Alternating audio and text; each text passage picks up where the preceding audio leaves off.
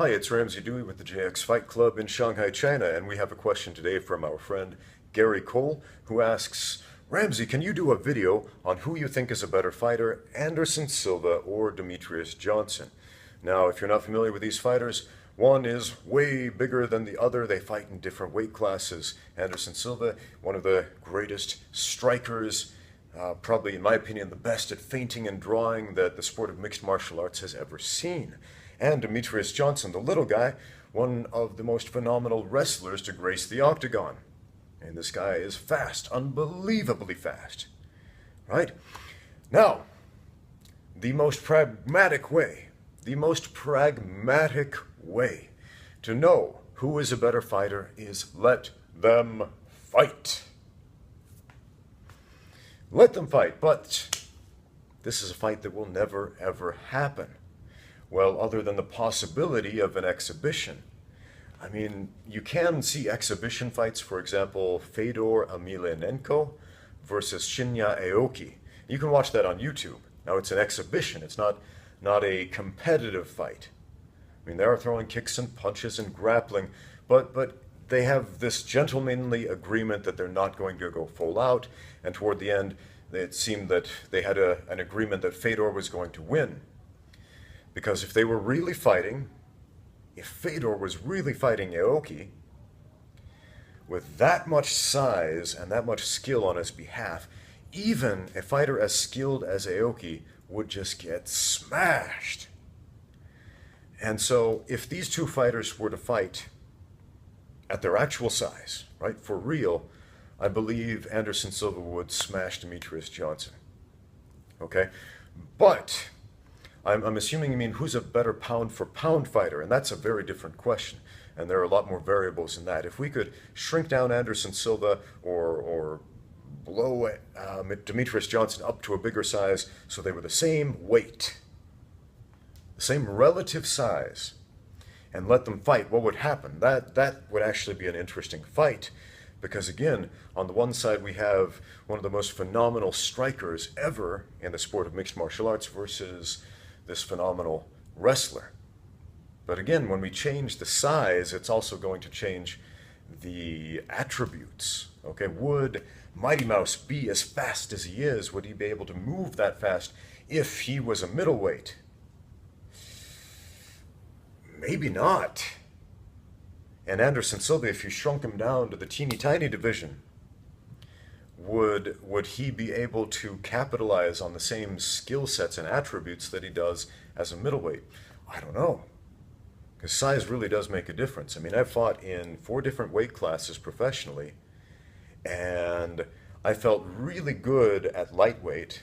I fought at featherweight, lightweight, welterweight, and middleweight. I felt really good at lightweight. I felt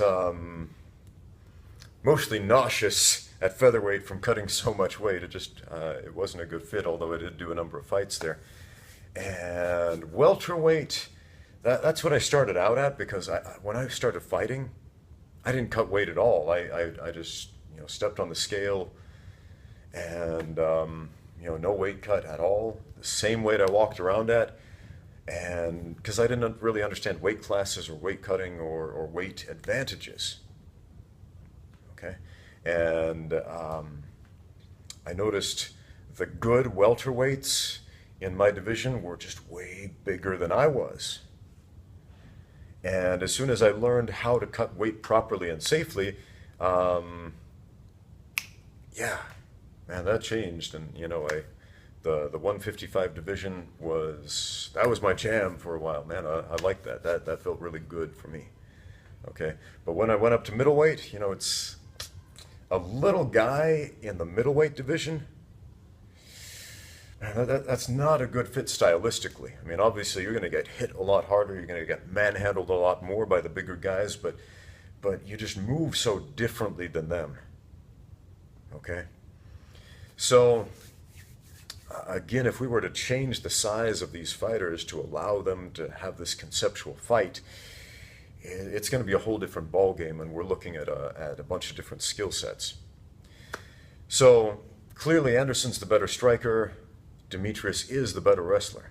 Okay, and Anderson Silva, I mean, he is a black belt in Brazilian Jiu-Jitsu. He is a black belt in judo. Okay, but we don't often see him grapple because he's so good at staying on his feet and again feinting and drawing and keeping the fight in the striking phase.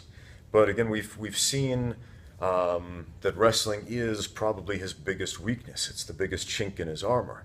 For example, when Chael Sonnen took him down and controlled him for 5 rounds, and then at the very end, at the very last minute, Anderson Silva pulled off that triangle choke. Made that amazing Rocky-like comeback at the very last round, right? And again, we saw Dan Henderson take him down, and Anderson Silva was able to finish Dan Henderson with his jiu-jitsu on the ground, right? So it's not his first choice of places to fight, but he's definitely not helpless when he's there. Now, I would say Demetrious Johnson is substantially better at guard passing than Chael Sonnen, at least in his weight division, okay? Now, we can look at other factors. For example, most title defenses, that award definitely goes to Demetrious Johnson with 11, compared to Anderson Silva with, I believe, 9 title defenses. That's how you say 9 in Chinese finger language over here in the People's Republic, by the way.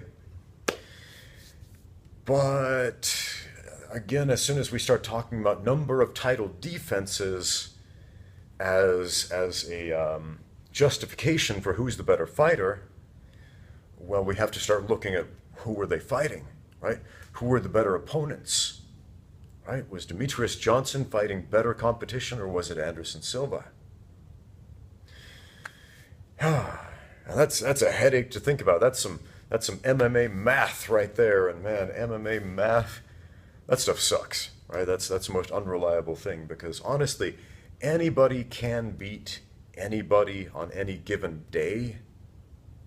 You know, if they're a skilled fighter, right? If Anderson Silva was having a bad day, and he's had a couple, when he fought Chris Weidman, man, 2 bad days, man, 2 very bad days for Mr. Silva. And again, Chris Weidman, he had his share of bad days after that, right? So when the fighters are competent, on any given day, anybody can beat anybody, okay?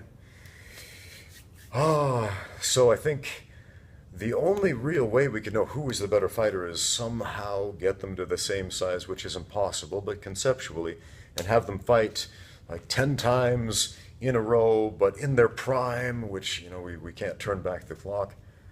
So, man, leave it at that. Anderson is definitely a much better striker. Like I said, feinting and drawing that nobody else in the UFC touches. And Demetrious Johnson, definitely the better wrestler, better movement in so many ways, especially on the ground. And yeah, I'll leave it at that. So I hope that answered your question. Hey, thanks so much for asking, and if any of you have any other questions you would like me to answer, please leave them in the comments down below. I will give you an answer. Thank you for watching. Now get out there and train.